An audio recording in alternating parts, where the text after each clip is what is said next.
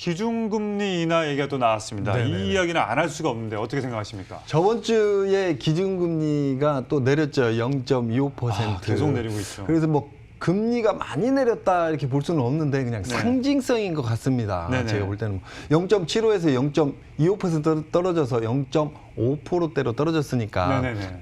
크다고는 볼 수 없거든요. 네네네. 하지만 이제 상징성이다. 상징성이 뭐가 있죠. 지금 상징이냐면 네.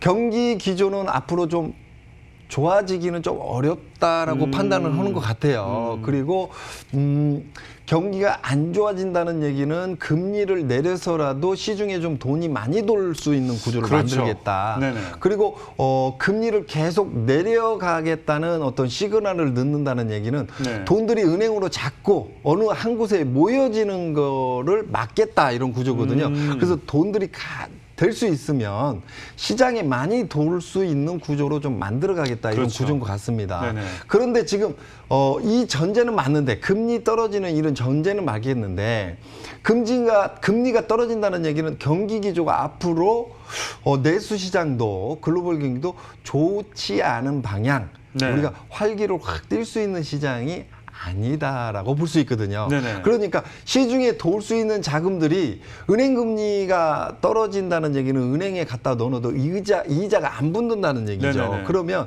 이 자금들이 어딘가에 투자처를 찾아서 돌아야 되는 네. 이런 상황이 있습니다. 네. 그래서 이런 자금들이 굉장히 앞으로 가면 갈수록 많아질 것이다. 이렇게 좀 이해를 하시면 맞을 것 같습니다. 야, 그렇습니다. 그 신문에서 보니까 부동자금, 움직이지 않는 자금이 1,100조라고 하니까 이 흐름이 어디로 갈지 상당히 지금 귀추가 주목되고 있는데 그렇다면 제로금리와 역대급 부동잔금 그리고 경제 악화와 부동산 경기 둔화 중 어느 쪽이 좀 더 힘이 더 셀까라는 거를 상당히 궁금해시 하는데 투자 전략 어떻게 좀 해야 될까요?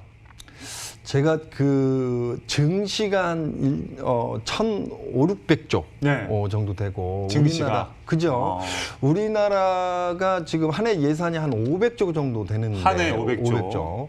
물론 이제 추경 계속 하다 보니까 550조 내년 정도 가면 600조 정도 시장까지 계속 간다고 추경하죠. 봤을 때 네네. 지금 1,100조 시장이면 어마어마한 자금이거든요. 그렇죠. 이 자금이 만약에 주식 시장으로 들어가게 되면 주식 뭐 코스피 종합주가지수 기준에 지금 한 2,000포인트 빨간색이죠, 되니까 뭐. 네네. 거의 뭐 한 4,000포인트까지 올라갈 수 있지 않을까. 근데 그 자금들이 어느 시장으로 어떻게 들어갈지는 갈지는 아직까지 모르는 시장이지 않을까 그렇죠. 이렇게 보여지고요. 네네.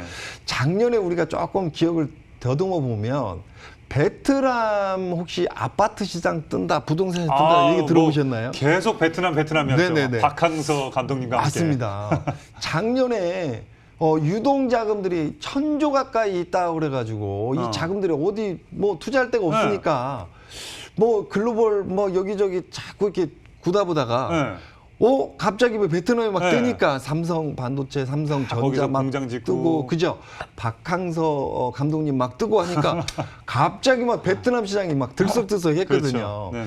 그런데 지금 우리나라가 올해 들어가지고 우리나라뿐만 아니라 전 세계 또 특히나 아시아권 개도국 같은 경우도 지금 경기가 안 좋거든요.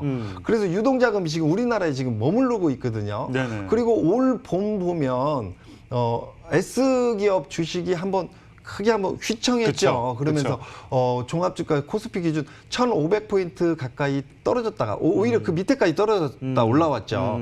떨어졌다 올라오는 이 타이밍에 동학 개미 운동 그쵸. 들어보셨죠? 네. 유동자금들이 굉장히 많이 대기를 하고 있었어요. 그래서 나만 안 사면 어쩌나. 그렇죠. 네. 그래서 이 자금들이 쭉 다시 올라왔거든요. 올라왔는데 지금 증시 부동산 시장도 지금 조금 불안한 쪽으로 가지 않느냐 이런 전문가들이 많은 얘기가 나오다 보니까 네네. 이 자금들이 지금 어디로 가야지 지금 멈춰 있는 상태예요. 그래서 이 자금들이 증시 쪽 관련이 올 여름 가을 되면 또 무슨 일이 있을까 불안한 상황이고 불안하고. 또 미국도 지금 불안한 상황이고 중국도 불안한 상황이고 뭐 브라질에서는 어마어마하게 지금 사람들이 지금 하늘나라로 또 가고 네네. 있는 이런 상태고 네네.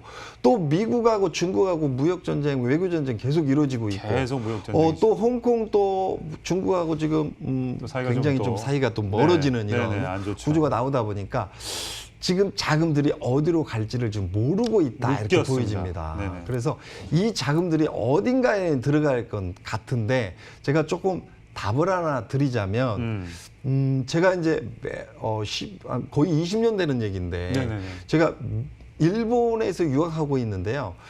유학할 때 뭐 제가 여유 있어서 제 집을 사고 있지는 못할 거 아닙니까? 네네. 그때 일본의 월세집에 살았었거든요. 그래서 그 주인하고 잠깐 얘기할 기회가 있었는데 네. 그분이 우리나라 돈으로 한 5억 정도 들여서 네. 제가 살고 있는 네. 그 빌라, 우리나라에서 치면 빌라 형태의 네네. 집을 가지고 계셨어요. 어. 근데 그 당시에도 잃어버린 10년이라고 그래가지고요. 네. 일본의 경기 침체가 굉장히 많이 왔었고 그렇죠. 디플레이션 와 있는 시장이었거든요. 네. 근데 그분은 5억을 들여서 네.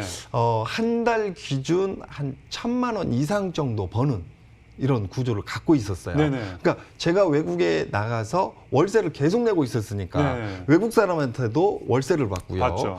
그 다음에 그 현지에 사시는 분들도 월세를 월세를 내고. 내는 이런 네네. 구조. 그러다 보니까 경기는 침체됐지만 살아가는 목적으로는 꼭 낼 수밖에 없는 그렇죠. 구조가 우리가 의식주가 그렇죠. 들어가지 주거 않습니까? 지역이. 그죠? 그래서 저는 2020년 앞으로 2021, 2022년 2년 대선까지 시장 형태로 봤을 때는 유동자금들이 부동산 시장으로 굉장히 많이 들어갈 수밖에 없는 이런 구조로 가고 있다. 이걸 은행에다 넣어서 금리가 낮은 상태에서는 은행 이자를 노려보기는 좀 어렵다 이렇게 어렵죠. 보여지고요. 네네. 그다음에 증시, 글로벌 경제 여러 가지로 증시도 좀 흔들림이 좀 클 거라고 보여지기 때문에 그럴 수도 있죠. 안정적인 자산 구조로는 네. 부동산 시장이라고 좀 보여지고요. 네네. 그래서 수익 구조로는 아파트 시장 그리고 아파트 시장 외에 차익 시장으로는 오히려 또 토지 시장을 또 노려볼 만하다 이렇게 보여집니다. 토지 시장 같은 경우는 일자리가 많이 늘어나는 지역으로 들어가야 된다 이렇게 네네. 보여지고요. 네네. 일자리 많이 늘어나는 지역으로는 수도권이 가장 유력한 지역이다 이렇게 보여지고 수도권에 일자리 늘어나는 지역에 토지든 주거 형태를 띄울 수 있는 월세 받을 수 있는 부동산 시장 한번 노려볼 만하다 이렇게 보여집니다.